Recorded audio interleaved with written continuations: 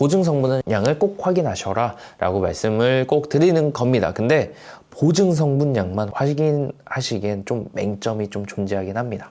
구독, 좋아요, 그리고 알림 설정까지 꼭 부탁드려 보도록 하겠습니다. 그리고 두 번째로요, 원료의 흡수성을 아셔야 되는데 요거는 사실 조금 어려워요. 왜냐면 조금 화학적인 내용이 많이 들어가기 때문에 이거는 농사백단에서 꾸준하게 설명해 드리도록 하겠습니다. 그 이유 같은 경우에는요, 원료의 흡수성은 입자의 크기나 원료의 성질에 따라서 굉장히 많이 차이가 나게 되는데요, 입자의 크기 같은 경우에를 눈으로 쉽게 판단해 보시라고 이런 사진을 두 개 가지고 왔습니다. 이렇게 큰 게 흡수가 편할까요? 아니면 이렇게 좁쌀같이 작은 친구들의 흡수가 편할까요? 당연히 입으로 흡수되니까 이 작은 구멍을 통해서 들어가게 되니까 이렇게 작은 입자들이 들어가는 게 훨씬 더 효율적입니다. 따라서 입자의 크기가 작은 게 훨씬 더 흡수가 빠르다 라고 말씀드릴 수 있을 것 같아요. 그래서 많은 영양제에 이런 말이 붙어요. 나노란 말이 붙어요. 나노 뭐뭐 이렇게 돼 있어도 나노로 이렇게 잘게 잘라진 건 아니다. 그냥 이거는 홍보 문구일 뿐이다. 이것도 꼭 알아두시면 좋을 것 같습니다. 네, 입자의 크기에 대해서 쭉 말씀을 드렸는데, 두 번째는 원료의 성질입니다. 이 부분은 더 알기가 사실 어려운데 정말 화학적인 부분이기 때문에 그래요. 구리 영양제가 있다고 가정을 해보겠습니다. 구리 영양제가 두 가지가 이렇게 있는데, 하나는 77%의 구리 영양제고 하나는 86%의 구리 영양제입니다. 색깔은 검은색이 있고 빨간색이 있는데, 이게 소수성인지 아니면 친수성인지에 따라서 원료의 성질이 또 결정이 되고, 이 크기가 50인치, 100인치, 2인치, 5인치에 따라서 또 결정이 많이 됩니다. 그래서 파티클 사이즈, 그러니까 입자의 크기가 조금 작은 게 좀 유리할 거고요. 그리고 친수성인 게 더 유리할 겁니다. 그래서 이런 부분은 농사백단에서 굉장히 잘 앞으로 추후에 더 잘 알려드릴 거니까 많이 시청해 주시면 또 영양제 잘 고르는 방법 아실 수 있을 것 같고요. 킬레이트 된 영양제들 굉장히 많이 있잖아요. 철 킬레이트라고 하면은 EDTA, DTPA, 그리고 에다, 이런 여러 가지 킬레이트 된 성분들이 있는데, 이런 성분들에 따라서 또 흡수성이 달라집니다. 그리고 또 요즘에는 유기산으로 킬레이트 했다는 것도 많이 있어요. 근데 유기산 킬레이트 같은 경우에는 효과가 조금 많이 떨어지다 보니까 유기산 킬레이트 같은 경우에는 크게 신경 쓰지 않고 사용하시는 게 또 효과적이라고 말씀드릴 수 있을 것 같아요. 네, 세 번째로 흡착성 부분, 그리고 침투 확산성 부분인데요. 침투제랑 확산제는 주로 농약에 많이 사용되던 기술입니다.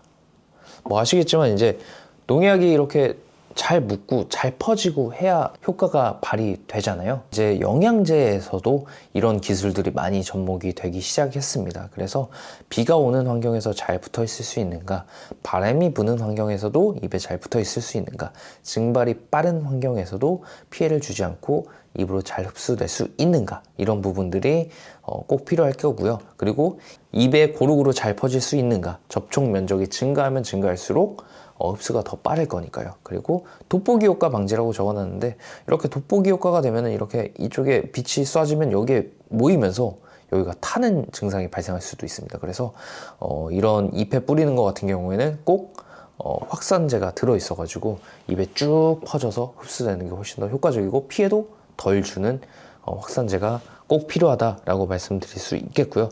입에 잘 침투할 수 있는가, 큐티클층을 좀 연화시켜서 그쪽으로 잘 흡수될 수 있는가, 그리고 킬레이트 성분이 들어있어서 이쪽으로 잘 들어갈 수 있는가, 또 굉장히 잘 고를 수 있는 방법의 하나라고 말씀드릴 수 있겠습니다. 그래서 야라 제품 같은 경우에는 이런 성분들이 다 들어 있습니다. 그래서 일반적으로 이렇게 말씀하시는 분들도 있어요. 비료, 사용하는 비료에서 그냥 이걸 녹여가지고 그냥 연면시비해도 된다 라고 말씀하시는 분들도 분명히 있으신데, 그게 효과가 없다고 말씀드리는 건 아닙니다. 근데 이 효과가 조금 반감되는 건 사실이다. 이런 흡착성, 침투성, 확산성이 없기 때문에 정말 중요한 시기에는 영양제를 사용하시는 이유가 그런 이유들 때문이겠죠. 그냥 녹여서도 사용해도 되지만 이게 효과가 조금 떨어지는 부분이 있기 때문에 이렇게 좀 중요한 시기에는 흡착성, 그리고 침투성, 확산성이 들어가 있는 영양제를 꼭 사용하시는 게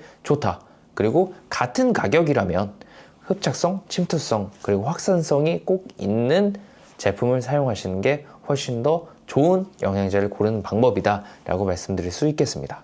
네, 마지막으로 보증 성분량을 꼭 확인하셔라 라고 말씀드리고 싶은데요. 보증 성분량을 꼭 확인하라고 말씀드리는 이유는 이 안에 얼마나만큼의 양분이 들어있는지 꼭 확인하시라는 말씀을 드리는 거예요. 겉에는 뭐 붕소가 들어있어요, 뭐 칼슘이 들어있어요 해서 뭐 효과가 좋습니다 이렇게 할 수 있지만 성분량을 확인 안 하면 말짱 도루묵입니다. 여기에 1%만 넣어도 보통 홍보 문구는 칼슘이 들어있고 이렇게 칼슘이 공급되기 때문에 뭐 낙과가 안 나고요, 저장성이 좋아지고요, 이런 식으로 설명이 돼 있을 수 있다는 얘기를 드리는 거예요. 근데 1% 들어있냐, 2% 들어있냐, 10% 들어있냐에 따라서 굉장히 또 큰 차이가 많이 발생할 수 있기 때문에요.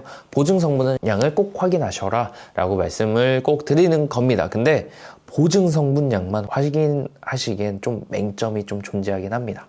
그 이유 같은 경우에는요, 법적인 한계가 있기 때문인데요. 이 법적인 거를 제가 여기다가 적어 오긴 했는데요. 법적인 거 여기서 설명을 들어봤자 어렵기만 하기 때문에 제가 이렇게 얘를 그냥 가지고 왔습니다. 저희 바이오트랙 제품인데요. 여기다가 이제 보증 성분량에다가 붕소, 아연만 적어 놨어요. 근데 붕소랑 아연만 있냐? 그거 아니거든요. 이 안에 질소, 칼륨, 아연, 붕소, 그리고 아스코필름, 노도섬도 들어있는 제품이 이 바이오트랙이라는 제품인데 등록을 할 때는 붕소하고 아연밖에 안 적었어요. 왜냐면 두 가지 항목을 적게 되어 있는데 일반적으로 이런 거는 붕소랑 아연으로 이제 등록시키는 게 편리하기 때문입니다. 그래서 보증 성분량만 보시는 거가 아니라 뒷면에 함량을 다 적어 놓은 제품이 있으면 이걸 확인하시면 되고, 만약에 이런 게 안 적혀 있다 그러면 그럼 회사로 전화하셔가지고 이 안에 어떤 성분이 들어있고 얼마나 들어있는지를 꼭 확인하셔서 사용하시는 걸 추천드리도록 하겠습니다. 네, 저희 같은 경우에는 뭐 질소가 얼마 들어있는지, 칼륨이 얼마 들어있는지, 붕소, 아연 얼마 들어있는지, 그리고 밀도가 얼마인지, pH가 얼마인지, 그리고 이 색상이 어떤 색인지까지 적어놨으니까요. 이렇게 적어놓은 데가 별로 없을 거예요. 근데 야라 제품 같은 경우에는 이렇게 투명하게 다 농가분들한테 정보를 공개하고 있기 때문에 저희한테는 뭐 전화 굳이 하실 필요 없이 이거 믿고 사용하시면 될 것 같다고 말씀드릴 수 있겠습니다.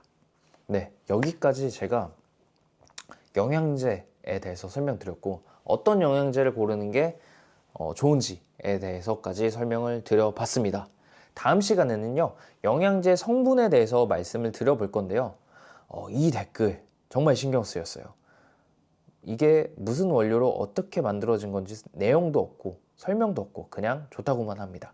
약장사도 이런 식으로 약을 안 파는데 라는 말에 정말 많이 긁혀가지고 해조 추출물, 휴믹산, 풀빅산, 아미노산 이게 뭔지, 그리고 어떤 작용을 하는지, 그리고 어떤 제품이 어떤 역할을 하는지, 어떤 식으로 골라야 되는지까지 종류, 원리에 대해서 확실하게 설명드려보는 시간 가져보도록 하겠습니다. 그러면 구독, 좋아요, 알람 설정까지 부탁드리고요. 다음 시간 5편 때 만나 뵙도록 하겠습니다. 감사합니다.